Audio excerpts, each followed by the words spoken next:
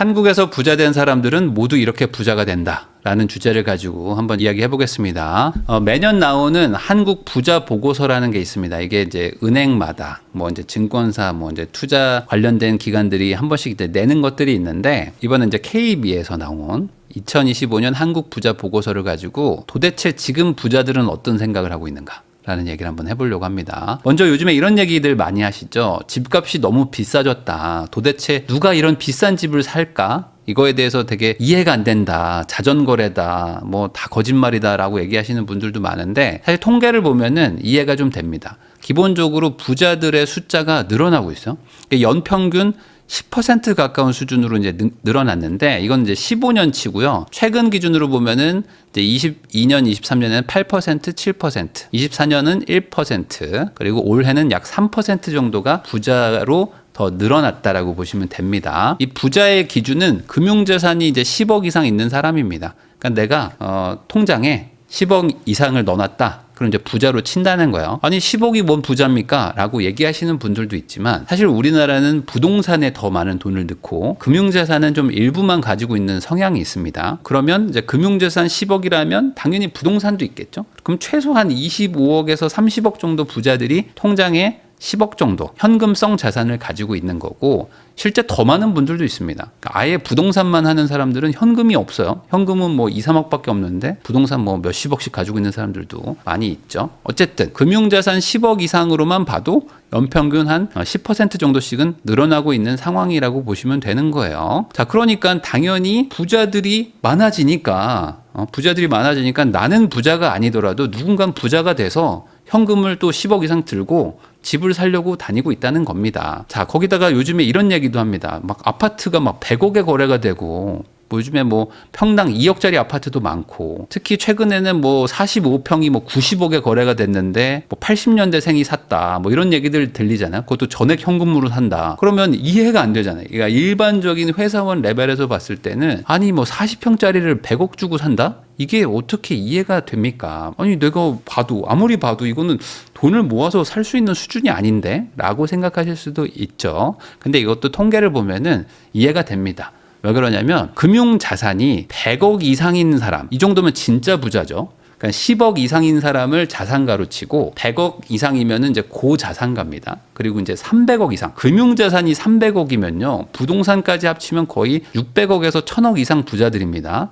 그 사람들은 이제 초고자산가입니다. 고자산가가 금융 자산이 100억 이상인 사람들이에요. 그 100억 이상인 사람들이 한 해 동안 얼마가 늘었냐? 5천 명이 늘었답니다. 그러니까 5천 명 이상은 재산이 100억 이상이야. 금융 자산이. 그게 늘어난 거예요. 원래보다 더 늘어나서 신규로 막 늘어났다는 겁니다. 자, 그러면 내가 통장에 100억 있어. 그러면은 아파트 90억짜리 살 수도 있는 거 아니에요? 아니, 그저거 못 사나? 살 수 있잖아요. 통장에 100억만 있습니까? 다른 것도 있겠죠. 뭐 주식도 있고 뭐 다른 뭐 부동산도 있고 뭐 하겠죠. 그러면 실제로는 순수 현금성 자산이 100억이니까 한 2, 300억 이상 되는 사람들이 5천 명 이상 늘어난 거예요. 그런데 아파트, 그중에서 이제 강남의 신축 이런 게 그만큼 많이 늘어날까요? 그만큼은 안 늘어나잖아요.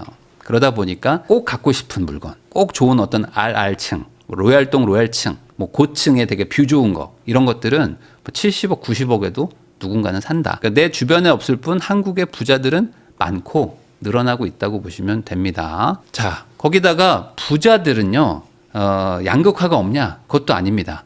이 초고자산가는 현금 300억 이상이잖아요. 그러니까 현금 300억 이상은 좀 너무 많이 갔잖아. 여기는 뭐 재벌들도 있고 뭐 할 거 아닙니까? 상장사 회장님들도 있고 하니까 여기는 좀 뺍시다. 그러면 이제 고자산가들, 현금성 자산이 100억 이상 있는 사람들, 이 사람들도 엄청 부자인데, 이 사람들이 얼마를 가지고 있냐면은 약 3만 2천 명 정도인데 545조를 보유하고 있습니다. 그러니까 현금성 자산이 100억 이상 되는 사람이 3만 명이에요. 3만 2천 명 정도 있습니다. 근데 이 사람들이 가지고 있는 돈이 545조예요. 자, 그러면 인당 170억이다. 금융자산만 인당 170억을 가지고 있는 겁니다. 엄청나게 많은 거죠. 그러니까 이 사람들이 집을 사겠다고 마음 먹으면 못 사는 게 없는 거예요. 자, 근데 거꾸로 한번 생각해 보세요. 아니, 이렇게 많다고? 말이 안 돼. 자, 우리가 어딘가를 돌아다닐 때 아파트만 보시는데 그 옆에 보면 다 건물들이 있습니다. 조그만하게 5층짜리 건물도 있고요. 뭐 10층짜리 건물도 있고 20층짜리 건물도 있죠. 테헤란로 가면은 테헤란로 변에 뭐 30층짜리, 20층짜리 건물들 많이 있습니다. 그런 것들도 다 주인이 있어요. 이 우리나라에 지금 주식 회사가 얼마나 많습니까? 그 주식 회사들에도 다 주인들이 있습니다. 내가 아는 세상이 전부가 아니라는 거예요. 자, 그래서 역설적으로 부자들도 끝이 없는 거예요. 이게 비교하기 시작하면 끝이 없습니다. 지금 12,000명밖에 안 되는 초고자산가들이 1,400조를 가지고 있어요. 여긴 더해. 12,000명이 1,400조를 들고 있는 사람들도 있습니다. 그렇게 따져보면은 뭐 이 사람들도 많이 가지고 있는 게 아닌 거죠. 자, 그럼 도대체 왜 이렇게 부자들이 많을까? 우리나라는 전 세계에서 10위 정도 하는 경제 대국입니다. 이제는 완전히 선진국이고요. 선진국이 된 지도 좀 시간이 지났죠. 그러니까 다른 나라도 부자가 엄청 많고요. 우리나라도 만만치 않게 많을 수밖에 없는 거죠. 아니, 전 세계 200개 국가에서 10등 하는 나라인데 10등 하는 나라에 부자가 없을 수가 있습니까? 자, 근데 여기서 최근 나타나는 특이 현상 같은 게 하나 있습니다. 뭐냐면은 이게 약간 그 사이클이 있긴 하지만 부자들의 자산들 중에서 부동산 비중이 어떻게 되느냐. 이게 조금 바뀝니다. 그래서 2015년도, 2013년이 서울의 이제 가장 그 부동산 가격으로 치면 저점 구간이었는데, 그리고 이제 16년도까지가 이제 계속 횡보했었죠. 소위 말하는 하우스 푸어의 시절. 요때가 이제 하우스 푸어의 시절이었거든요. 그러다 보니까 이제 부동산 자산 비중이 좀 떨어지다가 17년도부터 막 올라갑니다. 그러면서 이제 17년부터 쭉 올라가서 21년도에 이제 고점을 찍죠. 그리고 나서 다시 또 빠지고 있어요. 그러니까 전반적으로 부동산 시장이 호황이냐, 불황이냐. 이런 거에 따라서 이건 다 이제 퍼센트니까 금융자산이 올라갈 때도 있고 줄어들 때도 있고 뭐 이렇게 왔다 갔다 하는 거겠죠. 최근에는 부동산 자산 비중이 좀 떨어지고 있어요. 뭐 엄청나게 급격하게 떨어지는 건 아니지만 어쨌든 부동산 자산 비중이 좀 떨어진다. 그럼 도대체 왜 그럴까를 보면은 이 부동산 자산을 가지고 있는 것들 중에서 거주용 주택을 가지고 있는 거, 요게 주황색입니다. 그리고 거주용이 아닌 단순 투자용 주택이나 아파트, 오피스텔이 요 색깔이요. 요 오렌지색입니다. 그리고 이제 건물이나 빌딩 같은 거, 말 그대로 상업용이 이제 요 확실한 연한 노란색인데, 보시면은 비율이 어떻게 됩니까? 점점 주거용이 자산의 상당 부분을 차지하고 있습니다. 과거 때는 주거용보다도 오히려 이제 상가나 빌딩, 그리고 이제 투자용 건물, 이런 부동산이 좀 많았는데 얘네가 계속 줄어요. 계속 줄면서 소위 말하는 이제 거주용 한 채에다가 부자들도 돈을 올인하기 시작하는 거라는 거죠. 이게 바로 똘똘한 한 채의 영향이다. 보시면 2017년도부터 똘똘한 한 채 정책들이 이제 본격적으로 시작되거든요. 그러니까 이제 2018년도부터 쭉 계속 올라가는 게 아마 정책의 영향이 있겠죠. 그러니까 똘똘한 한 채를 계속 이제 고집하는 정책이 펼쳐지다 보니까, 그래? 그럴 거면 나도 두 개 있는 거 팔아서 하나로 합치고, 진짜 좋은 거 하나로 합치고, 신축 아파트 하나에다가 몇십억씩 태우고, 이런 일들을 하고 있다는 거죠. 부자들도. 자, 그럼 도대체 그 사람들은 왜 그럴까? 기본적으로 부자들은 돈이 많죠. 돈이 많은 사람들은 돈을 더 불리고도 싶지만 있는 거를 지키는 것도 중요합니다. 그러니까 내 자산을 지킬 수가 있는가? 확실한 입지인가? 그리고 정말 확실한 아파트인가? 그러면 내 자산을 지킬 거 아닙니까? 근데 좀 애매해. 뭐 지방에 있어. 뭐 똘똘한 한 채가 아니라 내가 봤을 때는 애매한 거 두 채야. 그럼 좀 불안불안하잖아요. 그러니까 이런 것들을 정리하는 거죠. 뭐 상가나 뭐 이런 것들, 공장, 이런 거 좀 정리하는 거예요. 애매하죠. 그래서 정리해서 확실한 물건 하나로 하는 겁니다. 그럼 우리나라에서 현재 기준 가장 확실한 땅은 어디요? 가장 확실하게 내 자산을 지켜줄 것 같은 땅.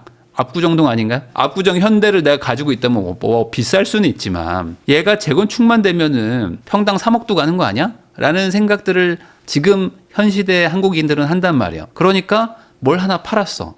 그래? 이거 모아가지고 그냥 압구정동 하나 사자. 이런 마인드로 사람들이 막 사는 거예요. 확실하니까. 자, 이게 왜 그러냐면 지금 한국의 세제를 보면요. 부동산, 특히 이제 주택, 아파트에다가 세금을 막 계속 물린단 말이야. 특히 막 두 개 가지고 있으면 물리고, 뭐 전세 주고 있으면 뭐 대출 안 해주고, 이제는 뭐 비싼 집은 오히려 대출을 더 막습니다. 그러니까 뭘 하려고 그래도 주택에 대해서 막 뭔가 그 정책들이 영향을 막 줘요. 세금도 막 중과한다고 하고. 그러니까 어떻게 돼요? 그래, 한 채는 있어야지라고 하면서 똘똘한 거 하나 사가지고 여기서 이제 거주하고, 뭐 거주하면서 세금 내는 건 어쩔 수 없잖아요. 이거는 뭐 해야죠. 내가 재산이 100억, 200억인데 월세 살 수는 없잖아. 그러니까 이제 요거 하나 사고, 그 다음에 남는 것들은 괜히 뭐 두 채, 세 채 깔고 있다가 세금 내지 말고 정리해가지고 금융자산으로 좀 보내고, 뭐 금이나 코인 사놓고 이런 거 하자라는 추세가 지속되고 있다라고 보면 되는 거죠. 자, 부자들이 생각할 때 부자의 기준은 뭐냐?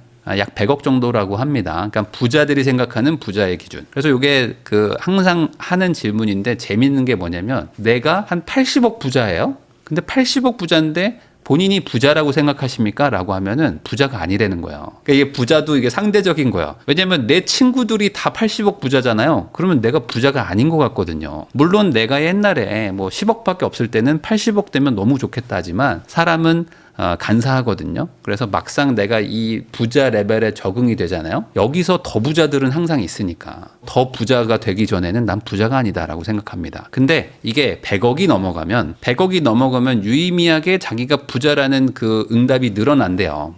내가 막 120억 정도 부자다. 그러면은 네, 뭐 저 정도면 부자죠. 라고 얘기를 한다는 겁니다. 근데 100억 이하는 잘 안 된다. 그래서 부자들은 도대체 어떤 자산 비중을 황금 비율로 생각하느냐? 이렇게 생각한대요. 그러니까 자산이 부동산에 한 50억 정도 들어가고 금융자산에 한 40억 정도 들어가고 이제 뭐 기타 뭐 금이나 뭐 코인 뭐 이런 거겠죠. 이런 거에 한 8에서 10억 들어가면 딱 맞지 않겠느냐 정도로 생각을 한대요. 부동산에는 가능하면 이제 실거주용 한 채로 이제 올인하고 꼭 필요하면 뭐 이제 아들, 딸 줄 걸로 뭐 한두 채 더 가지고 계시겠죠. 그리고 최대한 세금을 좀 절세를 해야 되니까 금융자산 많이 가 있고 뭐 코인도 좀 관심 있고 이렇게 하는 것 같아요. 자, 이 부자들이 열심히 사는 이유를 알 수 있는데 아까도 제가 말했죠. 부자라고 생각하는 사람들의 비율이 생각보다 적습니다. 부자라고 생각하는 사람들이 노란색이고요. 나는 부자 아닌데요 라는 사람이 더 많아. 점점 많아집니다. 그러니까 이게 도대체 뭘까 생각해보면 아니 누가 봐도 100억 부자면 부자잖아요. 일반적으로 봤을 때는. 근데 그분들이 입장에서 보면은 아니 내가 집 하나가 뭐 60억이고 뭐 주식 한 20억 있고 코인 한 10억밖에 없는데 이걸 어떻게 사냐 이런 얘기를 또 합니다. 왜? 내 생활 수준과 내 눈높이와 내 소비 수준이 있잖아요. 내가 앞으로 하고 싶은 어떤 그 인생의 플랜도 있을 것이고 거기에는 턱없이 모자라다는 거죠. 결국에 사람은 다 그렇게 됩니다. 어릴 때는 정말 뭐 5천 원짜리만 있어도 행복했지만 뭐 대학생 때는 5만 원 가지고도 불행하죠. 뭐 50만 원 있으면 행복하겠지만 또 이제 그 회사원이 되고 어느 정도 좀 이제 나이가 들면은 50만 원 가지고도 행복하지 않을 수도 있거든요. 그러니까 점점 더 그 기준이 높아지는 거죠. 자, 부자라고 생각하는 사람들의 경우만 보면은 좀 늘어나긴 해요. 확실히 100억 이상, 그러니까 금융자산이 100억 이상 있으면 확실히 자기는 부자라고 말하는 사람들이 늘긴 합니다. 어쨌든 부자들도 항상 상대 평가를 받기 때문에 열심히 산다. 한국 부자들은 도대체 어떻게 부자가 됐을까 보면은 결국에는 사업이나 투자입니다. 뭐 당연한 거죠. 회사원으로 부자 됐어요라고 말하는 사람들도 급여를 열심히 모았습니다 라는 사람은 없죠. 기본적으로 시드머니를 만들어서 투자를 해서 그 투자가 유의미하게 불어나면 부자가 되는 것이고 아니면은 이제 사업을 하셔가지고 사업이 성공하면 그 사업을 기반으로 이제 투자해서 또 부자가 되는 경우도 있고 어떤 분들 중에는 금융 지식이나 부동산 지식이 너무 떨어지는 분들이 있거든요. 근데 엄청 큰 부자야. 저는 이런 분들을 꽤 상담을 해봤는데 진짜 아무것도 모르시거든요. 근데 이분들은 어떻게 부자가 됐지? 라는 걸 보면은 기본적으로 그 사업 있죠. 자기가 하는 사업은 엄청 잘하세요. 신기할 정도로 부동산 개념이 없으신데 사업은 엄청 잘하셔. 그래서 막 현금 막 100억 있고 막 이런 분들 만났거든요. 아무것도 모르셔. 근데 이해가 돼. 왜냐하면 그분은 그 사업만 하고 사신 거니까. 그러니까 사업도 어찌 보면 투자죠. 월급으로 투자하거나 사업으로 부자가 되는 거 말고는 없다. 자, 그럼 반대로 우리가 여기서 이제 배울 점이 있겠죠. 나는 지금 회사원이에요. 근데 나는 창업할 것도 두려워. 부업하는 것도 자신 없어. 근데 투자도 무서워. 그리고 대출 받는 거, 이건 좀 아닌 것 같아. 그럼 나는 부자 못 된다. 라는 겁니다. 아니 내가 부자를 어떻게 돼? 사업을 하거나 투자해야지만 부자가 된다고 하는데 이미 결론 난 거잖아요. 부자가 된 사람들은 사업이나 투자를 해가지고 부자가 됐는데 나는 사업도 하기 싫고 투자도 하기 싫고 대출도 받기 싫어. 그럼 부자 못 되는 거죠. 자, 그럼 부자 되는데 처음 그 시드머니가 엄청나게 커야 될까? 라고 이제 궁금해 하실 수도 있잖아요. 근데 부자들의 얘기를 들어보면 그건 아니라고 합니다. 이게 계속 거의 한 10년 가까이 똑같은데 5억이래요. 5억 정도가 자기의 시드머니였다. 내가 이만큼 올 수 있었던 거는 처음 그 5억을 모았던 것이다. 라는 거고 100억 원 이상, 그러니까 현금 자산이 100억 원 이상 되는 분들, 그런 분들은 10억으로 시작했다는 거예요. 그러니까 10억 정도만 모아도 2, 300억 부자가 될 수 있다라는 거를 이분들이 이제 얘기를 하는 겁니다. 그 말은 반대로 얘기하면 내가 5억을 못 모을까? 살면서 모을 수 있잖아요. 그러니까 5억 정도는 내가 한번 이빨 꽉 깨물고 둘이서 진짜 열심히 하면 모을 수 있단 말이에요. 그러면 과연 우리나라가 부자가 될 기회가 박탈된 거냐? 그건 아닐 수 있겠죠. 그러면 뭐가 문제일까? 내가 사업을 하거나 투자를 하지 않으면 부자가 못 된다라는 거죠. 돈이 적어서가 아니고 내가 그 돈을 불리려고 리스크를 감수하지 않기 때문에 부자가 안 되는 겁니다. 자, 부자들의 관심사는 도대체 어디로 향하고 있을까? 자, 지금 보면요. 최근에 한 몇 년간은 상속이나 뭐 증여 이런 것들의 고민 비율이 좀 높았습니다. 지금은 어떻게 되냐면 이제 기타가 많아지고 있어요. 기타에는 뭐가 들어가냐? 해외 이민 같은 거 있죠. 해외 이민이나 뭐 가상자산 투자 이런 것들이 기타에 들어간다고 합니다. 한마디로 지금은 이민도 많이들 생각하시는 것 같아요. 왜 이제는 내가 이제 자산이 늘어났잖아요. 이분들 보면 지금 최소 뭐 자산이 100억에서 뭐 300억, 500억 되는 분들인데 증여 상속세가 50%잖아요. 이분들이 상장사 주식 가지고 있으면 60% 세금 내야 됩니다. 그럼 내가 300억 있는데 세금 50%면 150억 세금 내야 돼요. 150억 세금? 야, 이거는 아닌 것 같은데? 라는 생각이 드시겠죠. 안 들 수 있나요? 그러니까 우리나라 상속세는 진짜 어마어마한 수준이거든요. 근데 이게 안 바뀌고 있잖아요. 이번에도 상속세 물 건너갔죠, 개정이. 그러니까 야, 이거 안 되겠다. 해외로 가든지 해야겠다 하면서 이민 관심도가 많이 늘어난 것 같습니다. 자, 그러면 앞으로 중장기적으로 한 3에서 5년 정도 봤을 때 뭘로 좀 돈을 벌 수 있을까요? 라는 질문에 대해서는 부자들은 이렇게 예측을 했다고 합니다. 금융자산이 그래도 좀 좋을 것 같다. 부동산이 많이 줄었어요. 23년, 24년에는 부동산 사면 돈을 좀 벌 것 같은데요. 라고 했는데 25년도, 그러니까 내년부터 한 3에서 5년 사이에는 부동산보다는 주식인 것 같아요. 라고 얘기를 했다는 겁니다. 그럼 이거를 어떻게 해석할까? 제가 봤을 땐 그래요. 부동산이 안 올라간다는 얘기가 아닙니다. 부동산이 올라갈 것 같은데 세금을 걷어갈 것 같다. 이걸 걱정하는 것 같아요. 앞으로 3에서 5년간 세금이 많이 올라갈 거라 벌어봐야 세금 내면 굳이 부동산이 의미가 있나? 차라리 주식으로 가자.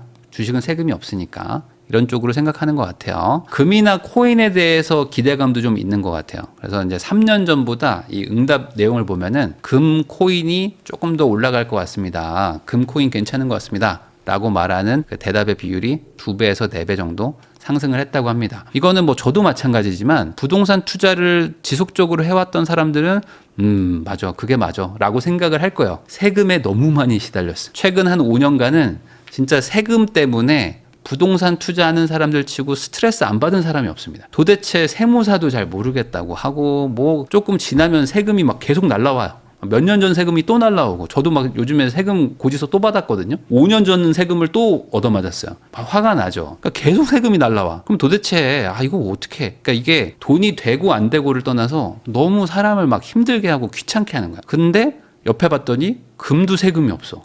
코인도 세금이 없어. 근데 유동성은 막 늘어나잖아요. 야, 이거 괜찮겠는데? 라는 생각을 안 할 수가 없다. 부동산 하는 사람들은. 자, 거기다가 하나 재밌는 부분이 있습니다. 뭐냐면 바로 이건데 부자들이 서울에 많을 것 같죠. 그리고 수도권에 엄청나게 많이 몰려 살 것 같지만 작년 대비 지방에 오히려 부자들이 더 많이 늘었습니다. 그래서 보면요. 여기 부산 같은 경우에도 지금 더 늘었죠. 그래서 지금 1,100명 정도가 있습니다. 부산에도 부자들이 1,100명 정도. 자, 거기다가 울산도 늘었어요. 그리고 대구도 늘었습니다. 자, 보면은 여기 광주도 조금 늘었죠? 광주도 지금 이게 100명 단위니까 증가 인원으로 보면은 이제 850명 정도가 지금 있는 거예요. 자, 그 말은 뭐냐? 지금 지방 광역시들 중에서 최상급지 있죠. 최상급지의 신축들이 분양이 잘 됩니다. 이 분양된 이 신축들이 가격이 절대 싸지 않거든요. 근데 얘네들이 어쨌든 그 동네 최신축 대장이잖아요. 근데 부자들은 계속 늘어나고 있잖아요. 지방 광역시들도. 그러면 이 최상급 신축도 가격 상승 가능성이 높아진다고 봐야 됩니다. 왜냐하면 이게 지방은 다 사람들이 떠나고 뭐 지방은 망한다라고 하지만 지방 부자들도 많이 있거든요. 그분들은 기본적으로 기반이 그 지방이 기반이 되기 때문에 그 안에서 사셔야 되고 그럼 어차피 한 채는 있어야 되니까 그 동네 대장 신축 이걸 살 확률이 높아지는 거죠. 자, 부자 유형별로 보면요. 그냥 자산가들, 그러니까 현금성 자산이 10억인 분들 있죠. 현금성 자산이 10억인 정도는 생각보다 부동산 자산이 많이 안 늘었습니다. 1년 대비 많이 안 늘었는데 현금성 자산이 100억이 넘는 분들 있죠. 요 사람들이 이제 고자산가인데 그리고 초고자산가는 현금성 자산이 300억 이상입니다. 그분들은 자산이 많이 늘었어요. 고자산가들은 작년 대비 부동산 자산이 10% 이상 올랐습니다. 자, 그럼 이분들은 왜 이렇게 올랐을까? 당연하겠죠. 요즘 그 부동산 정책이 뭡니까? 부자를 더 부자 만들어주는 정책이잖아요. 반포나 뭐 한남동, 뭐 강남 아파트 가지고 있는 분들은 집값이 엄청 올랐잖아요. 그리고 요즘에 이제 대형 오피스 건물들도 가격이 많이 올랐거든요. 꼬마 빌딩이 올라가는 게 아니라 대형 건물들이 많이 올랐어요. 그러면 당연히 고액 자산가들이 돈을 많이 벌 수밖에 없는 거죠. 근데 그 정도까지 부자들은 아니야. 현금성 자산 한 10억 정도 있어. 이런 사람들은 자산이 그냥 유지되는 정도라고 보시면 될 것 같아요. 그러다 보니까 양극화가 이 부자들 사이에서도 일어납니다. 그러니까 얼마나 이분들도 화가 나겠어. 내 친구는 현금성 자산이 한 100억 정도 있는 애라서 쟤는 계속 부자 되는데 내가 가지고 있는 건 안 올라가. 이런 일들이 일어나고 있다. 자, 그래서 부자는 금융, 부동산 뭐 할 것 없이 전반적으로 성향이 어떠냐면은 조금 안정지향형입니다. 안정지향형. 저는 이거를 이렇게 해석하고 싶어요. 그러니까 기본적으로 부자가 되는 사람들은 자산을 좀 안정적으로 운영을 합니다. 그래서 빨리 부자가 되는 것보다는 찬찬히 가려고 해요. 잃지 않는 투자를 하려고 하는 분들이 보통 부자가 되는 것 같아요. 대다수의 사람들은 부자들이 한 방에 되는 거라고 생각하잖아요. 이게 이제 약간 좀 오해가 있는 것 같은데 코인으로 부자 된 사람들이 워낙 많다 보니까 코인은 한 방이야 해서 막 선물 막 20배 레버리지 막 30배, 100배 쓰는데 실제로 부자 된 사람들은 그렇게 빨리 부자 되지도 않고 나이가 좀 있으십니다. 그리고 꽤 한 수십 년 정도 사업도 하고 투자도 하면서 장기 투자를 해요. 그러다 보니까 당연히 잃을 땐 적게 잃고 벌 때는 조금 더 많이 벌면서 꾸준히 쌓아가면서 복리로 불어나니까 부자가 된 거잖아요. 주식 뭐 부동산 할 것 없이 다 안정지향형으로 갑니다. 극단적인 공격 투자형은 거의 없어요. 자, 그리고 자산 규모별로 봤을 때 금융 투자 지식이 뭐 본인이 전문가냐, 뭐 그래도 나쁘지 않다, 아예 없다 이런 비율을 물어보면은 대부분이 그래도 내가 금융 지식이 좀 많아요 라고 말하는 경우가 많고 저 진짜 아무것도 모르는데요가 한 20% 정도 있습니다. 그 말은 뭐냐, 기본적으로 내가 공부를 많이 한다는 거죠. 투자로 성공을 했다는 거는 공부 없이 할 수는 없다는 거죠. 부동산도 마찬가지입니다. 부동산도 내가 부동산에 대해서 상당히 잘 알고 있다. 이게 자산 규모별로 점점 늘어나는 거 보이시죠? 자산이 많을수록 부동산에 내가 많이 알고 있다라고 생각을 한다는 거예요. 자신 있게 말할 수 있다라는 거는 그만큼 공부 많이 했다는 겁니다. 자, 열심히 팔고 들지 않으면 부자 못 됩니다. 자, 금융상품 유형별 투자 성과를 보면 여기서 하나 재밌는 게 있습니다. 뭐냐면 이렇게 공부 열심히 하고 자산도 많고 주변에 이제 전문가나 컨설팅 해주는 사람들도 많을 텐데 실제 주식으로 돈 번 사람들이 많으냐? 그건 또 아니에요. 자, 보세요. 만기 환급형 보험 이런 거 우리 회사원이나 이런 분들 진짜 좋아하잖아. 이거 엄청 좋아해. 만기 되면 막 엄청 좋다고 막 보험 막 몇십만 원씩 내잖아요. 이걸로 돈 벌었다? 8%. 벌지도 않고 손실도 안 났다? 71%. 손해봤다가 한 20% 정도 됩니다. 그러니까 보험으로 돈 번다? 이거는 사실상 뭐 어렵다고 보시면 되고 채권 투자도 안 좋았죠. 금리가 계속 좀 유지되면서 채권으로도 손해본 사람들 워낙 많았고 그럼 펀드 들면 좋은 거 아니냐? 펀드 들어가지고 한 반 정도는 손해봅니다. 반 정도는 손해보고 한 80% 정도까지는 손해보거나 본전이거나 한다는 거야. 그러니까 주식으로 돈 버는 분들은 생각보다 별로 없다. 그러면 직접 투자한 사람들만 벌었습니다. 직접 투자. 나는 뭐 다른 사람들 안 믿고 그냥 저는 삼성전자랑 하이닉스 위주로 투자했습니다. 하시는 분들은 돈을 좀 버는 거야. 그러니까 생각보다 남에게 맡겨가지고 투자한다? 이게 쉽지 않다는 거죠. 결국에 공부해서 직접 투자를 해야 된다. 자, 자산 관리에서 관심사가 어디냐? 탑 7을 뽑았을 때 내년도에는 이제 국내 부동산 투자와 국내 금융 투자를 가장 최우선으로 생각을 하고 있다. 자, 그리고 이제 금 같은 것도 한번 생각을 해보고 있습니다. 그러니까 금, 부동산, 주식 요 세 가지를 지금 최우선으로 생각하고 있는 것 같아요. 이거를 우리도 알고 있어야 되겠죠. 부자들도 여기에 관심이 있는데 나도 관심을 가져야 될 거 아닙니까? 돈의 흐름을 봐야 되니까. 자, 단기적으로 고수익이 날 건 어딜까요? 1년만 보면은 주식이 제일 좋을 것 같다. 그러니까 확연하게 늘었습니다. 작년에 그 설문조사할 때는 35%가 주식을 꼽았는데 이번엔 55%입니다. 그러니까 내년에도 국내 주식이 좋아지지 않을까. 이건 아마 그런 것 같아요. 내년에 본격적으로 지금 상법 개정 효과도 나고 그리고 이제 정부가 지금 코스피를 올리고 이 부동산 쪽에 갈 돈을 주식으로 몰겠다라는 그 의지가 강력하잖아요. 그러다 보니까 지금 주식 쪽이 좋아질 걸로 다들 추정하고 있는 것 같아요. 자, 금도 좋아질 것 같다. 거주용 주택 당연히 뭐 아파트 요즘에 수요가 넘치는데 공급이 없죠. 여기도 좋을 것 같아요. 라는 얘기도 지금 하는 거고요. 뭐 거주용 외주택들 뭐 한 채 더 사도 되지 않을까? 뭐 이런 얘기들을 좀 하시는 것 같습니다. 금이나 보석에 투자할 의향이 있냐? 여기도 좀 늘어나고 있고요. 가상자산 어때요? 라고 했을 때 가상자산도 14%, 18%, 20% 조금씩 좋아지고 있습니다. 부자들이 여전히 그 코인이나 이런 거에 대해서 좀 부정적이기는 하지만 그럼에도 불구하고 예전보다는 좀 좋아지고 있다. 여전히 이 비트코인 해도 너무 마이너하다는 거죠. 실제로 부자들이 코인에 막 엄청나게 관심을 갖고 있다? 그건 아니다 라고 보시면 될 것 같아요. 그러면 이분들이 투자를 공격적으로 늘릴 것이냐? 그것도 아닙니다. 내년에 금융자산을 더 늘릴 거냐? 아니다. 그냥 현상 유지한다. 내년에 부동산을 뭐 유의미하게 늘릴 거냐? 그것도 아니다. 있는 거 잘 유지하겠다. 라는 겁니다. 근데 이게 우리와 조금 다를 수는 있어요. 왜냐면은 이분들은 어차피 다 투자가 돼 있는 거죠. 다 투자가 돼 있는 상태니까 유지한다는 거고, 우리가 만약에 진짜 현금을 들고 있다?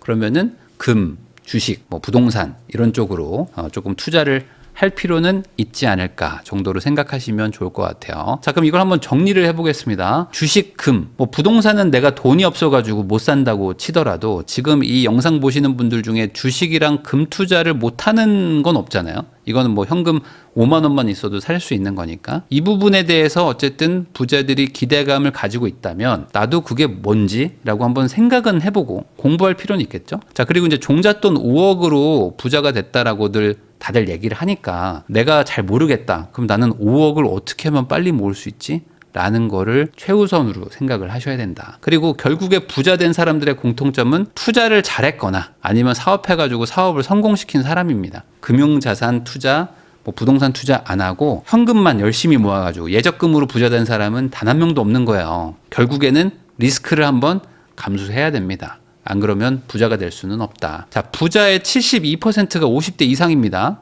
이해되셨죠? 그러니까 내가 지금 뭐 20대다. 근데 40대에는 뭐 은퇴하고 싶어요. 40대에는 저도 한강뷰 나오는 집 사고 싶어요. 이런 얘기는 너무 과욕일 수 있습니다. 물론 누군가는 됩니다. 근데 그 누군가는 정말 소수고요. 대다수의 사람들은 한 20, 30년 이상 꾸준히 잃지 않는 안정적인 투자를 하면서 사업과 병행하다 보면 부자가 된 거죠. 그러니까 뭔가 그 부러워만 하면서 안 하는 사람들도 있고 반대로 너무 빨리 가려고 막 공격적인 투자만 하고 있는 분들도 있는데 그 둘 다 별로다.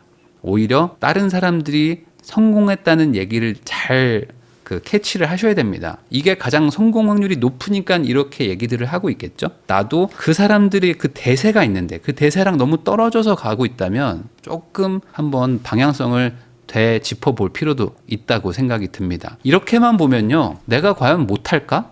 라고 생각하면 그 정도는 아니지 않나요? 물론 이제 5억이 적은 돈은 아닌데 5억이 적은 돈은 아니죠. 그렇지만 우리 부부가 진짜 미친 듯이 한번 공부하고 열심히 해보면 5억 정도는 만들 수도 있지 않을까? 라는 생각을 해볼 만도 하고, 과연 나는 사업이나 투자는 절대 못하는 사람일까? 내가 그냥 그렇게 벽을 세운 게 아닐까? 라는 생각도 해볼 필요가 있죠. 결국에 큰 부자 된 사람들은 다 사업합니다. 그렇다고 사업을 권장하는 건 아니지만 사업이라는 것도 유의미한 부자 되는 수단이라는 거, 여기도 너무 또 제껴 놓으시면 답이 안 보일 수도 있다. 이런 내용을 마무리하면서 영상 마치도록 하겠습니다.